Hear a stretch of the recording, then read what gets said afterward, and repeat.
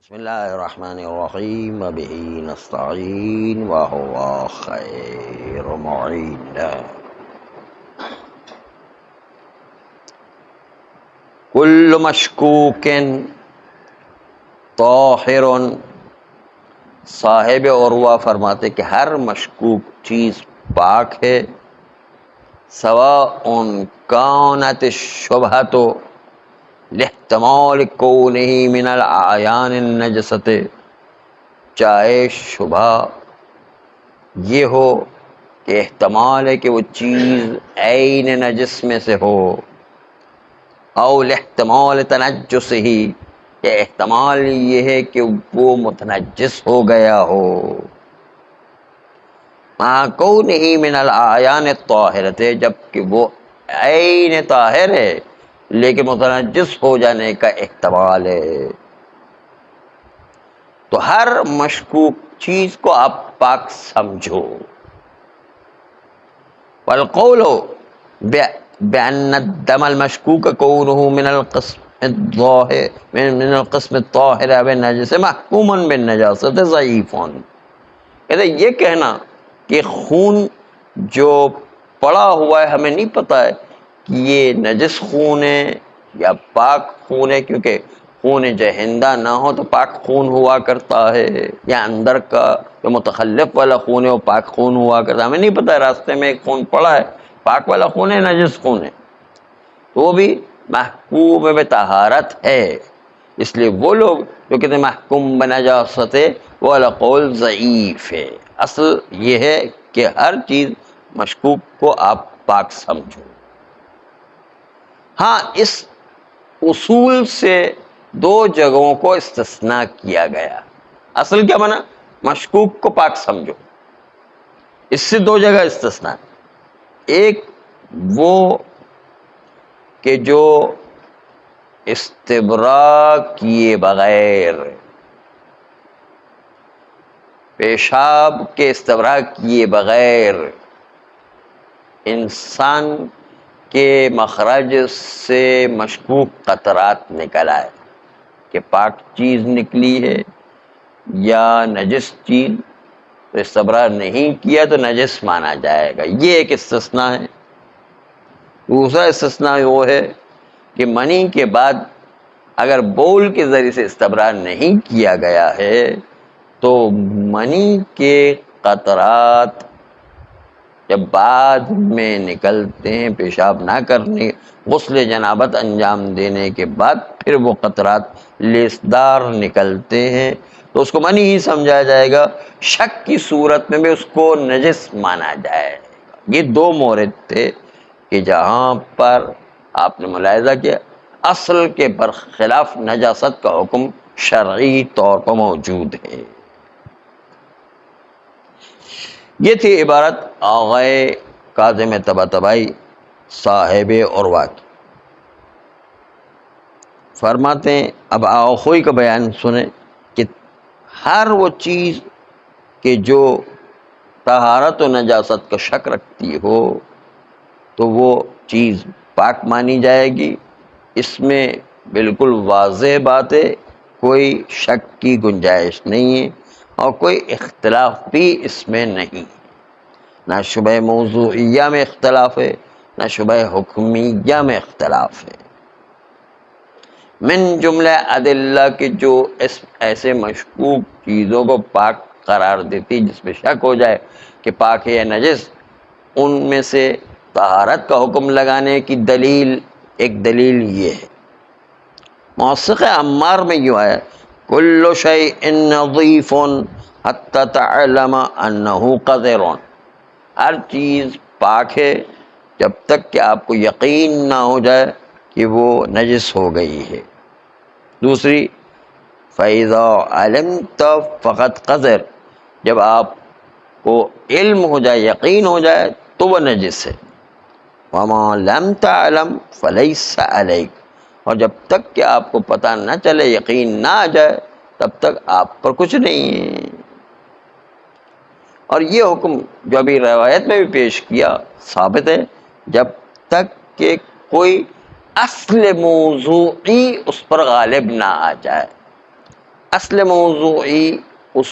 کے نجاست کا تقاضا نہ کرے۔ اصل موضوعی کا مطلب کیا ہے؟ اصل موضوعی کا مطلب کہ موضوع پہلے حالت سابقہ رکھتا ہو نجاست کا، اور ہم شک کریں کہ اب یہ پاک ہے یا نجس، تو استصحاب بقاء نجاست ہوگی۔ وہاں مشکوک کا حکم نہیں چلے گا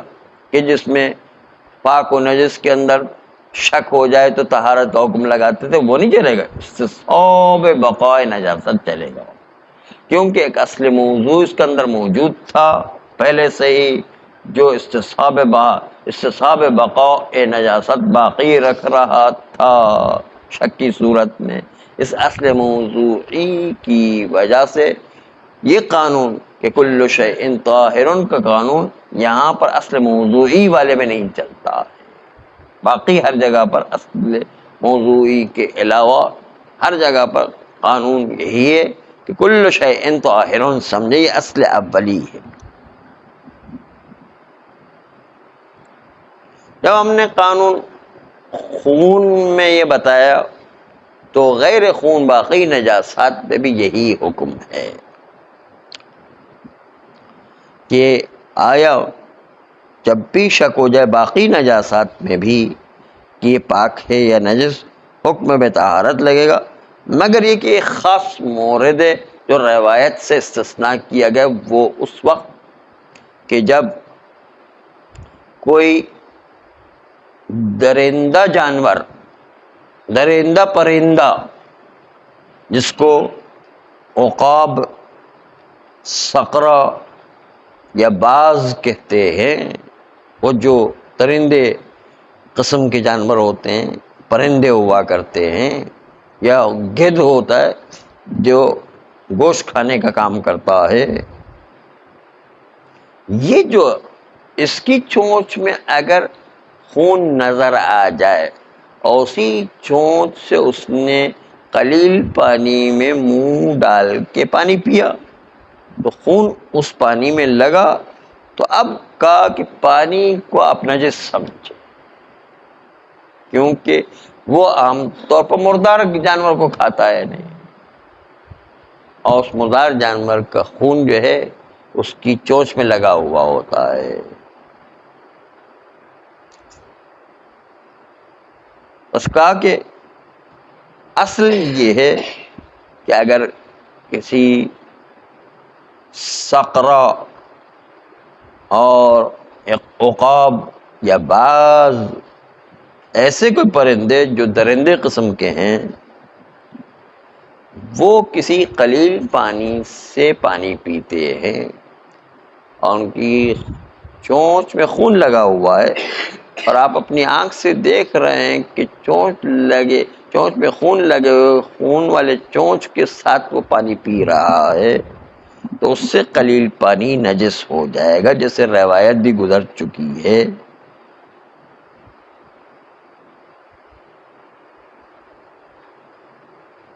وَإِلَّا اگر آپ نے کوئی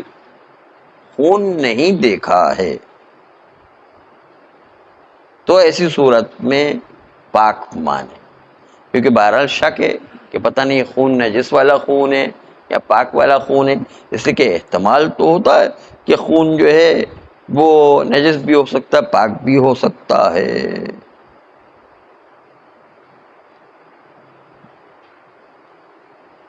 احتمال ہے کہ وہ مچھلی کا خون ہو، احتمال ہے کہ وہ ذبیحہ کا متخلف اور رہ جانے والا خون ہو، اس لیے اس میں جس طرح دم میتہ ہونے کا امکان ہے کہ مردار کھانے کا امکان ہے، اسی طرح جو ہے ذبیحہ کا متخلف ہو یا مچھلی کا خون ہو وہ لگا ہوا، اس کا احتمال تو ہے نجس ہوئی، پاک کے اندر شک ہو رہا ہے، اس لیے شک کی بنیاد پر یہاں پر اصل قانون تو یہ چلنا چاہیے کہ اس خون کو پاک مانا جائے، اور چونچ میں پاک خون لگا ہوا اگر قلیل پانی میں اس نے چونچ ڈال بھی دیے تو اس کے نزدیک پانی پاک رہنا چاہیے تھا۔ اصل قانون تو یہی ہے، پتہ نہیں وہ خون پاک والا خون تھا یا وہ خون نجس والا خون تھا، پتہ نہیں ہے، جب پتہ نہیں ہے تو ایسی صورت میں اس پانی کو پاک ماننا چاہیے تھا، اصل یہ ہے. لیکن روایت نے کہا کہ خون دیکھو تو اس وقت جو ہے آپ اس پانی کو نجس مانو کہ جس چونچ میں خون لگا ہوا تھا اور پرندے نے اس سے پانی پی لیا ہے. تو یہاں پر اصل میں کیوں ایسا ہو گیا؟ کہتے اصل یہ ہو گیا ہے کہ یہاں پر ظاہر کو اصل پر غلبہ دیا گیا. ظاہر یہ ہے کہ پرندہ مردار ہی کھاتا ہے عام طور پر. یہ بہت شاذ و نادر ہے کہ کہیں کسی نے ذبح کیا اس کا خون اس کی چونچ پر لگ گیا. یہ بھی بہت شاذ و نادر ہے کہ مچھلی جو ہے اس کا شکار کیا وہ بھی اتنی بڑی مچھلی ہے کہ اس کا خون جو ہے اس کے یہاں پر لگ گیا. یہ چھوٹی چھوٹی مچھلی تو ایسے ہی نگل جاتا ہے. وہ بہت کوئی بڑی مچھلی ہو جس کو اس نے شکار کیا اور پھر اس سے خون نکلا، یہ بہت شاذ و نادر مسئلہ ہے. تو غالباً یہی ہے کہ اس کی چونچ میں مردار کا خون ہوتا ہے، اور مردار کا خون ہونے کے نتیجے میں چونکہ یہ پرندے جو درندے مانند ہیں ان کا خون لگ جائے تو اس کے نتیجے کے اندر غالباً وہ نجس خون ہوتا ہے، قلیل پانی سے لگنے کے نتیجے نجس پانی ہو جائے گا. اس غلبہ کو کہتے ہیں ظاہری حکم. ظاہر یہ اور اصل یہ ہے کہ طہارت و نجاست پہ شک ہونے کی بھی نہیں، اصالت و طہارت چلنا چاہیے. لیکن ظاہر یہ کہ یہ پرندے غالباً مردار ہی کو کھایا کرتے ہیں، اور جب کھاتے ہیں تو ان کی چونچ پر اکثر خون لگ جایا کرتا ہے. تو ظاہر کو یہاں پر اصل پر مقدم قرار دیا گیا ہے. ہاں دو اصل تو یہ تھا کہ پاک ہونا چاہیے، کیونکہ طہارت و نجاست میں شک ہے کہ خون پاک والا خون ہے، کیونکہ پاک والا خون ہونے کا احتمال ہے کہ مچھلی کا خون ہو، پاک والا خون ہونے کا احتمال ہے کہ ذبیحہ کا خون ہو، یہ بھی احتمال ہے. ہو سکتا ہے کسی مردار جانور کا خون کھایا خون ہو اس پر، دونوں کا احتمال ہے. اس لیے اصل قانون نجاست و طہارت شک ہونے کا یہ کہ پاک مانا جائے. لیکن ظاہری طور پر یہ درندے قسم کے پرندے ہمیشہ مرداری کھایا کرتے ہیں. وہ شاذ و نادر کبھی کبھی ہوتا ہوگا، پتہ نہیں، سالوں میں کوئی ایک اطلاع مل جائے مثلا. لیکن عام طور پر یہ جو بڑے پرندے گدھ ہے یا عقاب ہے یا صقرا ہے یا باز ہے، یہ عام طور پر مردار پرندے کو کھاتے ہیں.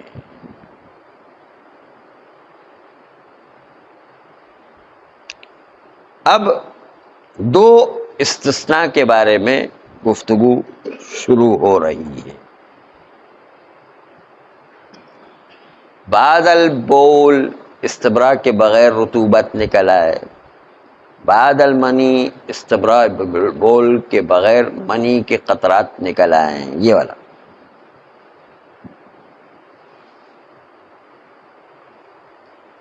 ہم یہ بیان کرتے ہیں کہ شارع نے ان قطرات کے اندر وجوب غسل کا حکم لگایا ہے یا وجوب وضو کا حکم لگایا ہے. استبراء کے بغیر قطرات نکل آئے یا استبراء میں بول کے بغیر غسل جنابت انجام دے اور قطرے نکل آئے، اس وقت اس میں شارع مقدس نے غسل واجب کیا ہے اس مشکوک قطرات میں، اور وضو واجب کیا ہے بول بدون استبراء ہو تو. کہتے ہیں کہ ولو ان کے جہت ظاہر کو اصل پر مقدم کیا جاتا ہے، اس لیے کہ یہاں پر بھی اصل یہ کہ وہ قطرات پیشاب کے قطرے ہیں یا کوئی پاک قطرہ نکلا ہے، اس لیے کہ انسان کے اس مخرج سے 13 قسم کی رطوبتیں نکلتی ہیں، جس میں چند 4-5 جو چیزیں وہ نجس ہے، باقی سب چیزیں پاک ہوا کرتی ہیں. اس لیے پتہ نہیں چلتا کہ وہ مشکوک قطرات پیشاب کے قطرے ہیں یا کوئی پاک قطرے نکلے، مزی وزی کی طرح کوئی اور چیز نکلی ہے. اس لیے وہاں پر شک ہے کہ وہ قطرات پاک ہیں یا قطرات نجس ہیں. اس کے باوجود کہ اصل اس میں جاری یہ ہونا چاہیے کہ اصالت الطہارت جاری ہونا چاہیے، قاعدہ طہارت جاری ہونا چاہیے. مشکوک کے اندر قاعدہ طہارت جاری ہوتا ہے، لیکن اس کے باوجود بھی ظاہر کو مقدم کیا کہ ظاہر یہی ہے کہ پیشاب میں استبراء نہیں کیا ہے تو اس کے نتیجے کے اندر اس کی پیشاب کی نالی میں کچھ نہ کچھ قطرات رہ گئے ہوں گے، اور اس نے اوپر سے دھو لیا، اندر تو وہ پیشاب موجود تھا ہی نہیں. اس لیے جب بھی چلنا شروع کرے گا پیشاب کے قطرے نکلنا شروع ہو جائیں گے. چلنا کیا، ابھی جو ہے اس کنڈی سے اٹھے گا تو پیشاب کے قطرات نکلنا شروع ہو جائیں گے. اسی لیے جو کہا گیا کہ جو ہے استبراء کرنے کے لیے تھوڑا کھنگاریں اور تھوڑا سا اٹھ کے بھی دیکھیں تاکہ جو ہے وہ زور اس کا لگ جائے اور اس کے نتیجے کے اندر وہ خطرات باہر آ جائے، اور ساتھ ساتھ جو ہے خرطات کے ذریعے سے بھی استبراء کرے، یعنی ہاتھ کے ذریعے سے جو استبراء کرتے ہیں وہ بھی کرے. تو یہ چیزیں اگر کسی نے انجام نہیں دیے تو ظاہر یہی ہے کہ پیشاب کے قطرے اس نالی میں باقی رہ گئے تھے، جو ہم نے خالی اوپر سے پیشاب کو دھویا ہے، اندر تو ابھی نالی کے اندر موجود ہے نہیں. جیسے ہم چلیں گے وہ قطرات نکل آتے ہیں، ظاہر یہ ہے. ہاں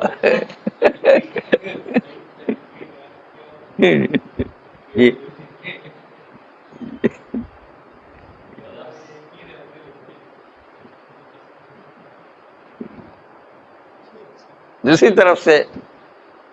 ہم دیکھتے ہیں کسی طرح منی کا استبراء بول کے ذریعے سے ہوتا ہے. کسی نے بول کو انجام نہیں دیا، ایسے ہی غسل جنابت انجام دی، اور اس کے بعد جو پتہ چلا کہ غسل جنابت کے بعد کچھ لیسدار قطرات نکل رہے ہیں، تو اس کا مطلب اس کی نالی میں کچھ منی کے قطرات رہ گئے تھے، اور اس لیے اب بعد میں ظاہر یہ اس کا مطلب کہ شریعت نے یہاں پر ظاہر کو اصل پر مقدم قرار دیا ہے. یہ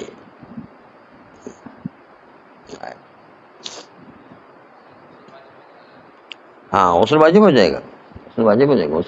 گا، وضو بھی واجب ہو جائے گا، دونوں. ہاں پھر بھی دوبارہ کرنا پڑے، دوبارہ غسل کرنا پڑے، کیونکہ دوبارہ منی نکل آئی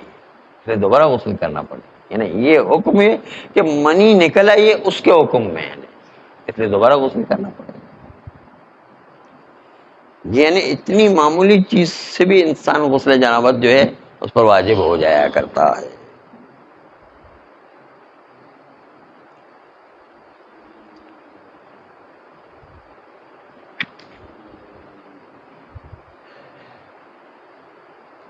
فرماتے ہیں کہ یہاں پر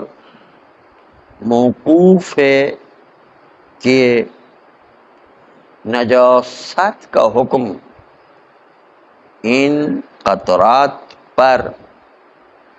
جو مشکوک قطرات ہیں لگایا جائے. نجاست کا حکم اس میں کیا ظاہر کو اصل پر مقدم قرار دیا گیا ہے؟ ہمیں کوئی روایات ملتی ہیں کہ جو اس ظاہر کی حمایت کر رہی ہو اور کہہ رہی ہو کہ ہاں ظاہر اصل پر مقدم ہے، اور اس بنیاد پر اس بلل مشتبہ کو، اس طری مشتبہ کو نجس مانا ہو. کہتے چونکہ یہ ظاہر ہم اپنی طرف سے اصل پر مقدم نہیں کر سکتے، اس لیے اس کی تائید ہمیں روایات سے چاہیے کہ روایات اس کو بتائے کہ یہاں پر بلل مشتبہ یہ طری مشتبہ جو نکلتی ہے وہ نجس ہوا کرتی ہے اصل پر مقدم ہے۔ روایت آگے اس بلل مشتبہ کی نجاست کو ثابت کرے، تب تو ہم کہیں گے کہ ظاہر اصل پر مقدم ہے، وإلا ظاہر بھی ہر چیز کا ہم اپنی طرف سے نہیں بنا سکتے ہیں۔ چونکہ یہ بات ایک اور مسئلہ استبراء میں آنے والی ہے، اس مسئلے کو وہیں پر موکول کرتے ہیں استبراء کے باب۔ دوسرا مسئلہ شروع ہوتا ہے الاقوى طہارت غسالۃ الحمام، کہ وہ حمام جس کے اندر نجس پانی بھی چلتا ہے پاک پانی بھی چلتا ہے، پتہ نہیں اس غسالے کو کہ جو حمام سے چل کر کے آیا ہے اس کو ہم پاک مانیں یا نجس۔ کہتے ہیں اقوا یہ ہے کہ یہ غسالے کا پانی پاک ہے، البتہ اس میں اختلاف واقع ہوا ہے۔ بعض علماء نے کہا کہ وہ حمام کا غسالہ نجس ہے، اگرچہ کہ اس کی طہارت میں شک ہے، لیکن اس کے باوجود اس کو ہم نجس مانیں گے، کیونکہ یہ غسالے کا پانی مشتبہ بلل کے ساتھ ملحق ہے۔ جس طرح رطوبت استبراء کے بغیر وہ نجس مانا تھا، اسی طریقے سے غسالے حمام کے پانی کو بھی انہی بلل مشتبہ کے ساتھ ملحق کرتے ہوئے اس کو بھی نجس مانیں گے، اور اس کو اصل طہارت کے قانون سے استثناء کیا گیا ہے، تقدیما للظاہر علی الاصل، اصل پر ظاہر کو مقدم قرار دیتے ہوئے۔ جس طرح اس بلل مشتبہ میں طہارت و نجاست کا شک ہونے کے باوجود نجاست کو مقدم کے ظاہر کو دیکھتے ہوئے، اس طرح حمام کے پانی کو بھی جو غسالہ نکلتا ہے اس کو بھی اگرچہ کہ مشکوک طہارت ہے یا نجس ہے، اس کے اندر اصل طہارت جاری ہونا چاہیے، لیکن ظاہر یہ ہے کہ وہ نجس ہونا چاہیے کہ عام طور پر نجس چیزیں بھی وہیں پر دھوئی جاتی ہیں، تو ظاہر کو مقدم کیا اصل پر۔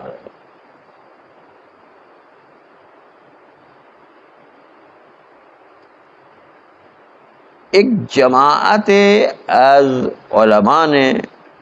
غسالہ کے پاک ہونے کا حکم لگایا ہے اور یوں کہا ہے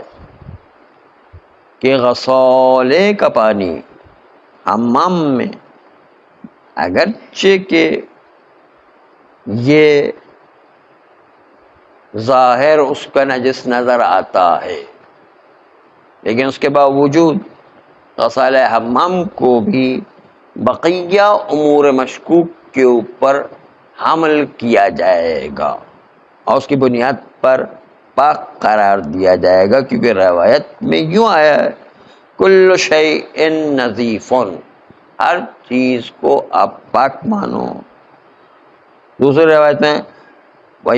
وَلْيَعْلَمْ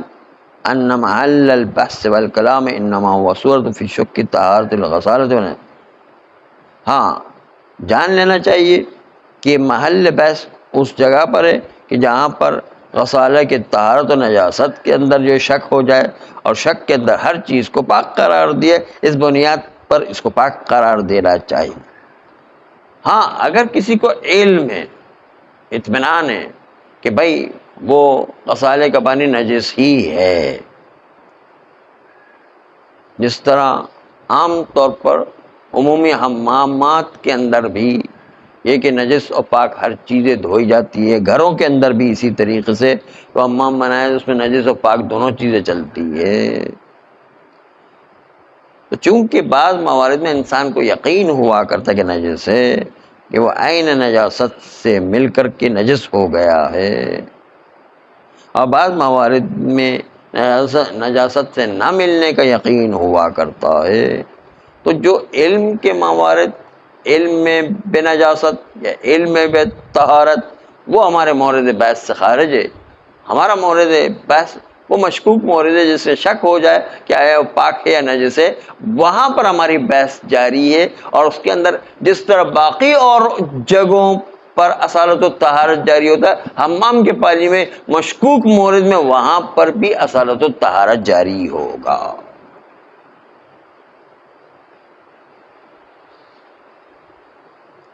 لیکن حمام کے پانی میں نجاست کا حکم جاری کرنے میں جملے از اخبار موجود ہیں کہ جو اس غسل سے اترے ہوئے پانی کو، حمام کے پانی کو، اس کو غسل کرنے سے استعمال کرنے کو منع کیا گیا۔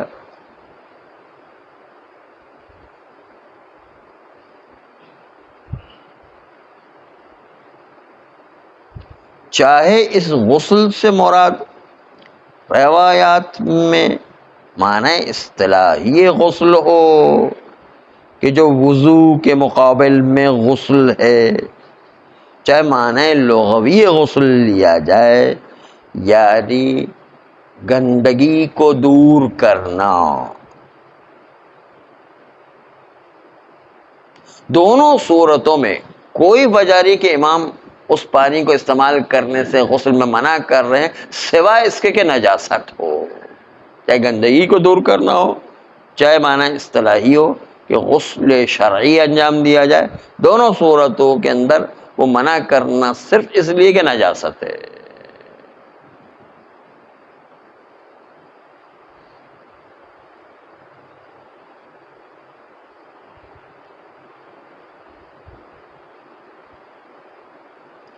لیکن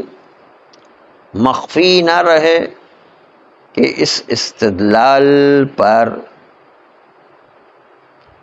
اشکال وارد کیا گیا ہے کہ یہ روایات ان میں نجاست غسالہ پر کسی وجہ سے دلالت موجود نہیں ہے،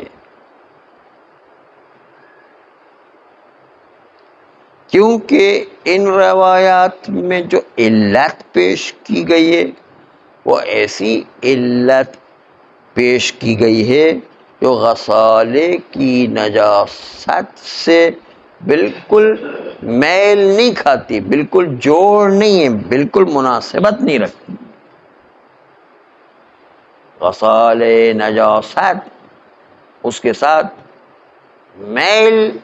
رکھنے والی اور جوڑ رکھنے والی یا مناسبت رکھنے والی چیز علت میں ذکر نہیں کی گئی ہے۔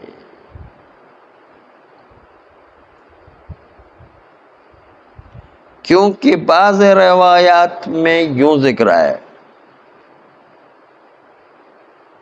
کہ چونکہ حمام میں زنا والے بھی غسل کیا کرتے ہیں، ولد الزنا بھی غسل کیا کرتے ہیں، ناصبی اہل بیت سے دشمنی رکھنے والے بھی غسل کیا کرتے ہیں، جو سب سے شر الناس، سب سے شریر ترین مخلوقات ہے، یعنی کافر سے بھی زیادہ دشمن اہل بیت وہ شریر تر مخلوق ہے۔ یہ روایت جو ہے، اگر زنا والا کوئی شخص غسل اتار رہا ہو تو غسل کا پانی جو زانی کے بدن سے مس کر کے آئے وہ نجاست سے کیا تعلق رکھتا ہے؟ اس سے بدن سے پانی آئے گا تو وہ بھی پاک ہی ہوگا، وہ کوئی نجس تھوڑی کوئی، تو نجاست سے تو مناسبت نہیں رکھتا ہے وہ پانی۔ روایت میں ہے کیونکہ زانی بھی اس سے غسل کرتا ہے، اس لیے اس سے غسل آپ نہ کرو۔ تو اس پانی میں تو نجاست کی کوئی علت نہیں ہے، علت ایسی ہونی چاہیے جو نجاست کی طرف اشارہ کرے۔ یہ تو علت وہ بتائی امام نے کہ جو نجاست کی طرف اشارہ ہی نہیں کر رہی ہے۔ کوئی زانی ہے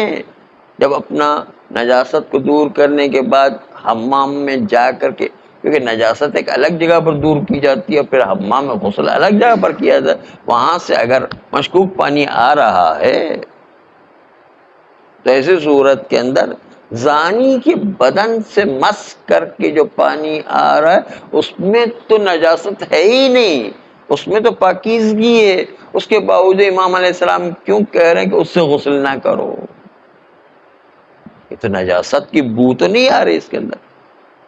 اسی طرح دوسرا لفظ جو امام علیہ السلام کا کیا تھا؟ ولد الزنا جو ہے وہ غسل کیا کرتا ہے، تو ولد الزنا اگر غسل کیا کرے تو ولد الزنا کے بدن سے مس ہو کر جو پانی آ رہا ہے وہ بھی کوئی نجس پانی تھوڑی ہے، وہ بھی پاک پانی ہے۔ نہیں تو یہ جو علتیں اس روایتوں میں ذکر کی گئی ہے وہ بالکل بھی نجاست غسالہ کے ساتھ مناسبت ہی نہیں رکھتی ہے، جوڑ ہی نہیں کھاتی، کوئی میل ہی نہیں کھاتی ہے، اصل دونوں کو تعلق ہی نہیں ہے۔ بس اس سے پتہ چلتا ہے کہ ان علتوں کی وجہ سے تو نجاست ثابت نہیں ہو رہی ہے، تو پھر آپ ان روایتوں کے ذریعے سے نجاست غسالہ حمام کو کیسے ثابت کریں گے؟ ان روایتوں میں تو اس طرح کہا گیا ہے۔ دوسری روایت سنیں، دوسری روایت میں ہے فیہا تجتمع غسالۃ الیہودی والنصارى والمجوسی والناصب لنا اہل البیت وهو شرهم۔ دوسری روایت میں یہ ہے کہ حمام میں غسالے کے اندر یہودی کا غسالہ ہوتا ہے، نصارہ کا غسالہ یعنی عیسائیوں کا غسالہ ہوتا ہے، اور مجوسی کا غسالہ ہوتا ہے، ناصبی کا غسالہ ہوا کرتا ہے۔ اور یہ سب کے سب اہل کتاب ہے، حتیٰ مجوسی کو بھی اور سیستانی کے یہاں پر اہل کتاب مانا گیا ہے، اور ان کا بھی جو ہے وہ ہاتھ لگایا ہوا پاک ہے، اور سیستانی کے نزدیک تو یہ سب چیزیں پاک ہی ہے، یہودی، نصرانی، مجوسی، ناصبی، یہ سب جو پاک ہے، پاک۔ ہاں ہندو نجس ہے، وہ اہل کتاب نہیں، باقی جو ہاں کوئی ہندو کوئی برانچ پر، وہ صرف جو ہے وہ جو بے مشرک ہے، وہ جو بتوں کو خدا کا شریک قرار دیتے ہیں۔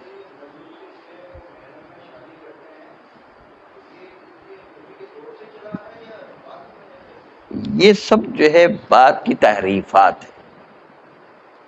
صلی اللہ علیہ وسلم۔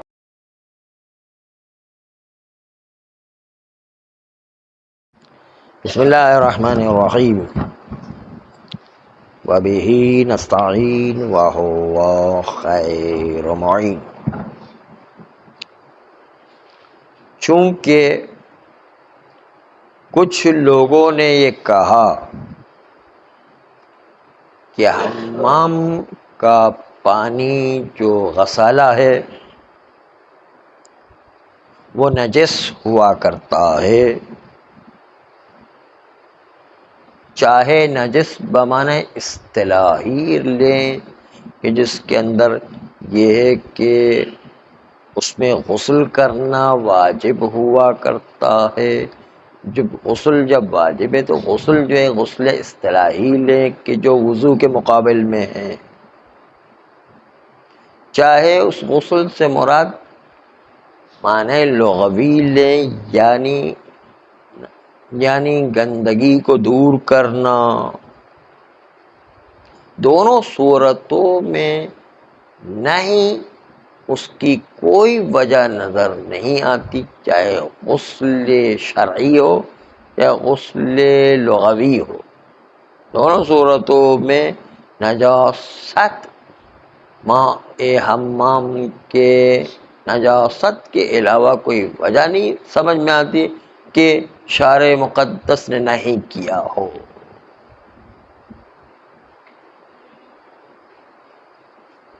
لیکن ہم کہتے ہیں کہ وہ روایات جس میں نہیں کیا گیا غسل سے، اس میں پھر بھی نجاست پر دلالت نہیں ہے، کیونکہ نہیں کا جو سبب بتایا گیا ہے، نہیں کی جو علت بتائی گئی ہے، وہ علت وہ نجاست کے ساتھ مناسبت نہیں رکھتی۔ بعض روایت میں بتایا گیا کہ چونکہ اس ماء حمام میں زنا والا شخص غسل کر کے پانی کو وہاں سے آتا ہوا دیکھتے ہیں، یا بعض میں ہے کہ ناصبی جو دشمن اہل بیت اس کے بدن کا پانی ہوا کرتا ہے، بعض میں آیا کہ یہودی نصرانی مجوسی کا پانی ہوا کرتا ہے۔ تو ولد زنا کا پانی کب نجس ہے؟ ولد زنا کا پانی تو پاک ہوا کرتا ہے، نجاست کی تو علت نہیں ہو گئی، نہیں اس طرح ناصبی دشمن اہل بیت ہے، لیکن مسلمان جب تک کہ شمار ہوتا ہے تب تک وہ مسلمان ہونے کے نتیجے اس کا بدن بھی پاک شمار ہوتا ہے۔ یہودی نصرانی مجوسی وہ بھی اہل کتاب ہے، بہت سارے مراجع کے نزدیک ان کی نجاست بھی ثابت نہیں ہے، اور اس لیے ان کا پانی بھی نجس نہیں ہوا کرتا ہے۔ حق مطلب یہ ہے کہ اس پانی کو پاک سمجھا جائے، جب تک کہ نجاست یہودی و نصارہ بھی اس پر بھی شریعت میں نجاست ثابت ہونا قطعی طور پر مسلم نہیں ہے۔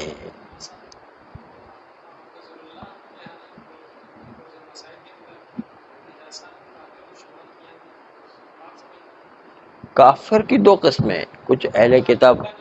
ہاں کافر کو نجاست میں شمار نہیں کیا تو ٹھیک ہے، ان کی اپنا فتویٰ ہوگا، ہر ایک کا اپنا فتویٰ ہے، ٹھیک ہے، کیونکہ وہ کہتے ہیں کہ وہ قذارت معنوی رکھتے ہیں کافر، یعنی روح ان کی نجس ہے، جسم تو نجس نہیں ہے، وہ یوں کہتے ہیں، اس لیے کافر نجس ہی نہیں ہے، وہ یوں استدلال کرتے ہیں۔ بس جب اس طریقے کا مسئلہ ہو کہ یہودی نصرانی مجوسی ولد الزنا ناصبی کا پانی ہو، اور اس طرح کی کیفیتوں کو اس کا نجاست سے کوئی ربط نہیں ہے، تو اس کے نجس قرار دینے میں مسئلہ ہے۔ اس کے علاوہ بعض اخبار میں یوں علت پیش کی گئی ہے کہ بأن ولد الزنا لا يطهر الى 7 آباء، کہ ولد زنا 7 آباء اجداد تک پاک نہیں ہو سکتا ہے، یعنی 7 نسلوں تک پاک نہیں ہو سکتا ہے ولد الزنا۔ جب پاک نہیں ہو سکتا تو کیا ولد الزنا جو ویسے ہی پاک ہے اس کی اولاد کو بھی نجس، اس کی اولاد کو بھی نجس، اس کی اولاد کو بھی نجس، اس کی اولاد 7 نسلوں تک وہ نجس سمجھیں، تو کیا وہ پانی اتنا نجس ہو گیا کہ جس کے نتیجے کے اندر کوئی آدمی اس میں غسل انجام نہیں دے سکتا ہے؟ ہاں روایت صحیح ہے، لیکن مراد کچھ اور ہے، یعنی اس ہاں یعنی جنت میں جانا ولد الزنا ہو سکتا ہے ہم سے بھی زیادہ جو جنت کے اندر مقام حاصل کر لے، خود ولد الزنا ہے، ولد زنا کے کیا قصور ہے؟ ان کے والدین کا قصور ہے نا، بلکہ اس کو تو پورے دنیا کے تانے سننے پڑتے ہیں، پھر بھی اس نے تقوی و پرہیزگاری کو اختیار کیا ہو تو اپنی محنت کر کے وہ زیادہ جو ہے اذیت برداشت کر کے راہ خدا میں چلا ہے، تو اس کا ہم سے زیادہ اجر ہے نہیں، وہ کیوں جنت میں نہیں جائے گا؟ اس لیے سب سے اہم چیز ہے کہ راہ تقوی کو کس نے اختیار کیا، وہ ہے۔ ہم لوگوں کو اتنی مصیبت بھی نہیں ہے کہ ہمیں لوگ تانا دیں، برا بھلا کہیں، اس کو تو روزانہ تانا بھی سننا پڑتا ہے، لیکن پھر بھی اس نے پرہیزگاری کا راستہ اختیار کیا تو افضل الاعمال احمزها، کہ بہترین عمل یہ جس میں سب سے زیادہ زحمت اٹھانا پڑے، جس میں جتنی زحمت زیادہ ہے اس کا ثواب بھی اتنا ہی زیادہ ہو جایا کرتا، تو وہ تقوی پرہیزگاری میں ہم سے زیادہ زحمت اٹھاتا ہے، اس کے جو ہے روح و جینز میں تھوڑی سی برائی کی طرف نسبت زیادہ ہے، اس کے باوجود وہ اچھائی کا راستہ اختیار کرتا ہے، خالی باہر کے تانے نہیں ہے، اندر سے بھی نفس کے اندر تمایل جو ہے برائی کی طرف ہے، اس کے باوجود وہ اچھائی کا راستہ اختیار کرتا ہے، تو اس کی تو زحمتیں بہت زیادہ ہے، اس لیے جو ہے ہو سکتا ہے وہ ہم سے زیادہ رتبات لے جائے، نہیں وہ اپنے اپنے عمل پر دار و مدار رکھتا ہے۔ کہتے یہ روایت جو 7 آبا و اجداد تک جو ہے وہ پاک نہیں ہو سکتا، یہ خود قرینہ قطعیہ ہے کہ یہاں پر نہیں کیا گیا غسل سے، وہ ماء حمام سے، غسالہ حمام سے غسل کرنے کو جو منع کیا گیا وہ مستند نہیں ہے نجاست کی طرف، یعنی نجاست والا غسل مراد نہیں ہے یہاں پر، بلکہ یہاں پر کون سا غسل مراد ہے؟ کیونکہ ولد زنا بذات خود پاک ہے، سجائے اس کے کہ اس کے 7 نسلوں تک نجاست کو حساب کیا جائے، تو یہاں پر غسل اصطلاحی مراد نہیں ہے، بلکہ غسل لغوی مراد ہے۔ غسل لغوی مراد یہ ہے کہ یہاں پر اس کی معنوی فضا میں ایک اثر ہوا کرتا ہے، اور روایت جو ہے وہ بتا رہی ہے کہ یہاں پر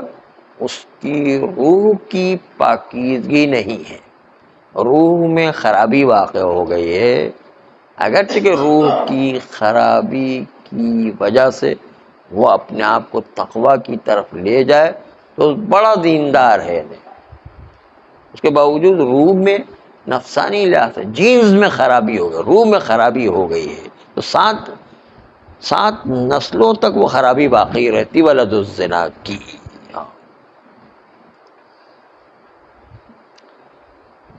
کہتے ہیں کہ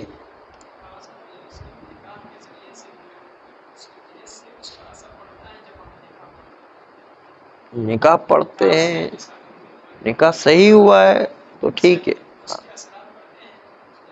نکاح صحیح ہو تو اس کے اثرات یہ ہے کہ وہ اچھائی کی طرف ذرا مائل ہوتا ہے وہ،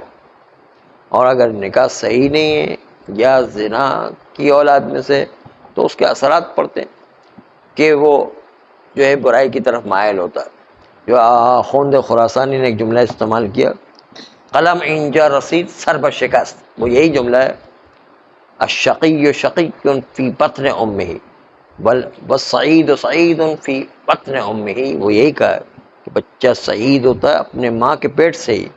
جو بچہ شقی ہوتا ہے اپنے ماں کے پیٹ سے ہی ہوا کرتا ہے، اس میں یہاں پر وہ خود تھوڑا سا گیر ہو گئے، لیکن مطلب یہی کہ اس کے اندر جو ہے نفسیاتی لحاظ سے، روحی لحاظ سے خرابی پیدا ہو جاتی ہے ولد الزنا میں، اور جو صحیح نکاح والا ہے اس میں خرابی نہیں ہوتا، وہ سعید ہوا کرتا ہے۔ ہاں، نکاح پڑھنے کے اثرات بہت زیادہ ہیں۔ وہ کسی نے کہا کہ بھائی نکاح اور زنا میں کیا فرق ہے؟ آپ لوگ جو ہے نکاح اور زنا میں کیوں فرق رکھتے ہو؟ دونوں ایک ہی چیز تو ہے، فرق کیا ہے؟ تو ایک مرتبہ مولانا صاحب کے پاس آ کے سوال کے مولانا صاحب نے اس کو چھوٹتے ہی گالیاں دینا شروع کی، تو کہا مولانا صاحب مولانا ہو کے اتنی گالیاں دے رہے ہیں؟ کہا آپ کو برا لگا کہ نہیں لگا؟ کہاں اتنا برا لگ رہا ہے، آپ دیکھیں گالیاں دے رہے. کہا جب میرے الفاظ میں اتنا اثر ہے تو اللہ کے دیے الفاظ میں اثر نہیں ہوگا انہیں کیا؟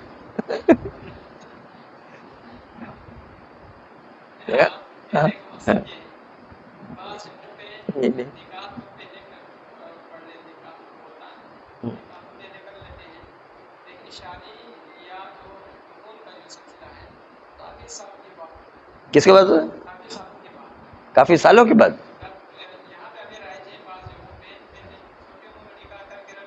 ہاں صحیح ہے. ہاں ٹھیک ہے، کوئی مسئلہ نہیں، تو کوئی بات نہیں. نہ، نکاح شریعت میں بچپن ہی سے کیا جا سکتا ہے، یعنی بچہ پیدا ہو اسی وقت سے کیا جا سکتا ہے، کوئی شریعت میں منع نہیں ہے. نکاح جو ہے بچپن ہی سے کیا جا سکتا ہے، پھر وہ بالغ ہو پھر وہ آپس میں ملاپ کرے، وہ الگ بات ہے، تو اس میں کوئی حرج نہیں ہے. بچپن ہی سے جو ہے وہ ماں باپ نے مناسب سمجھا ایک دوسرے کا نکاح کر دیا، اس میں کیا ہے؟ الفاظ کا اثر روز قیامت تک چلے گئے. ہاں ہاں دائمی، تب تک نکاح کا اثر باقی رہے گا، وہ اثر ختم نہیں ہوتا ہے. ہاں فرماتے ہیں کہ بعض اخبار میں جو کہا کہ 7 نسلوں تک ولد زنا کا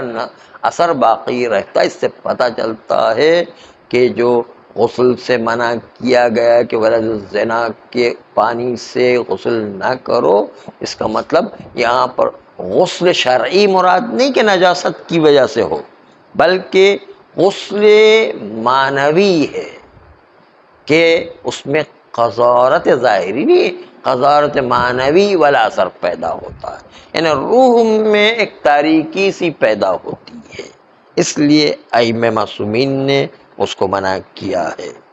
البتہ اس روایت میں بھی تھوڑا سند کے لحاظ سے بھی اشکال وارد ہے، اور ناصبی کے جسم کے پاک ہونے یا نجس ہونے میں بھی محل اختلاف واقع ہوا ہے. ناصبی کو اگرچہ کہ ہم نے نجس قرار دیا ہے موثق ابن ابی یافور کی سے، کہ جس میں کہا گیا ان اللہ تبارک و تعالی لم یخلق خلقا انجس من الکلب وان الناصب لنا اہل البیت انجس منہ، کہ اللہ تعالی نے کتے سے زیادہ نجس کوئی چیز مخلوقات میں سے پیدا نہیں کی، اور ناصبی تو وہ ہے جو اہل بیت علیہ السلام سے دشمنی رکھتا ہے، وہ کتے سے بھی زیادہ نجس ہے. سب سے زیادہ شریر ترین اور نجس ترین اہل بیت کے دشمن ہے. اس کے باوجود اس کی نجاست میں ہم نے حکم تو کیا ہے، لیکن اس کے باوجود اختلاف واقع ہوا ہے. خلاصہ مطلب یہ کہ اخبار اتنی بھی ہے جس سے کہا گیا کہ ولد الزنا کے پانی سے نجس غسل نہ کریں، یا جو ہے وہ عیسائی و یہودی و مجوسی کے پانی سے غسل نہ کریں، یا اس کی جو ہے اس کی غلاظت وہ نجاست جو ہے ہمارے پیروں میں، نماز پڑھنے جاتے ہیں اور حمام کا کچھ پانی ہمارے پیروں میں لگ جاتا ہے مثلا، تو اس کو دھو لینا چاہیے نجس سمجھ کر کے، یا نجس سمجھ کر کے دھونے کی ضرورت نہیں ہے، بلکہ وہ پاک ہی سمجھا جائے جو حمام سے بہتا ہوا پانی آتا. حمام کے اندر یہ 2 طریقے سے، آپ نے اگر ایران کے حمام دیکھے ہو، ایک جگہ وہ نجاست صاف کرنے کا کام کرتے ہیں، غلاظت کو صاف کرنے اور کیسا لگانے کا کام کرتے ہیں. ایک دوسری جگہ ہوتی ہے کہ جہاں پر جو ہے خالی غسل اتارا جاتا ہے، تو جو غسل اتارا جاتا ہے اس کے پانی کے اندر شک ہے کیا ہے وہ نجس ہے یا نہیں ہے، اس لحاظ سے اس جہاں پر شک ہے وہاں پر مورد نزاع ہے. جہاں پر یقین ہے کہ بھائی یہ پانی تو نجس ہی ہے، جیسے نجاست اتارا ہوا پانی ہے مثلا، تو یقیناً جو ہے پیر کو دھونا ہے. اگر حمام کے پانی سے ہمارا پیر ٹکرا جائے، مسجد میں جا رہے درمیان میں حمام کے پانی سے ہمارا پیر ٹکرا جائے تو یقیناً دھونا ہے. جہاں پر نجس ہو گیا جیسے گٹر کا پانی مثلا، یقین ہے کہ وہاں پر جو ہے وہ نجس ہی ہے، لیکن جہاں پر راستے میں چلتا ہوا پانی ہے اور جو ہے بارش کا پانی ہے جس میں پتہ نہیں کہ نجاست ملی ہوگی یا نہیں ملی ہوگی، تو اس وقت دھونے کی ضرورت نہیں. طہارت و نجاست میں شک کی صورت میں وہ ہم قاعد طہارت ہی جاری کریں. اب جب یہ روایات کے اندر نجاست غسالہ پر کوئی پکی دلیل ہمارے پاس موجود نہیں ہے، جس غسالہ میں شک ہو رہا ہے کہ نجس ہے پاک ہے، تو ایسی صورت میں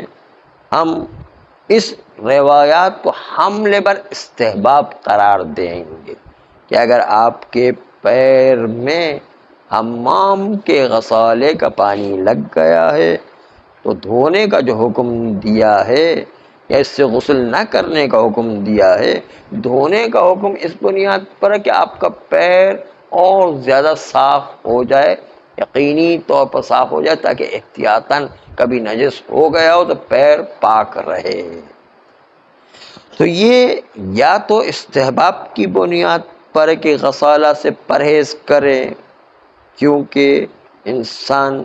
مانوی قذارت سے بچے، یہ بھی ایک مستحب کام ہوا کرتا ہے.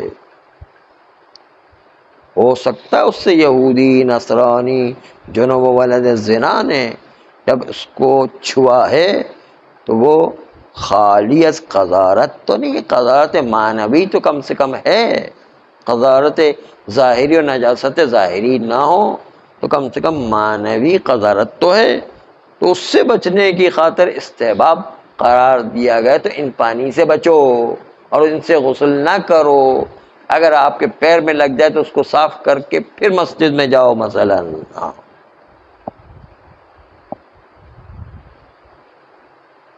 بلکہ ہم دیکھتے ہیں کہ اگر بالکل پاک صاف انسان بالکل پاک صاف پانی کو بھی دیکھے حمام کے پانی میں سے، پھر بھی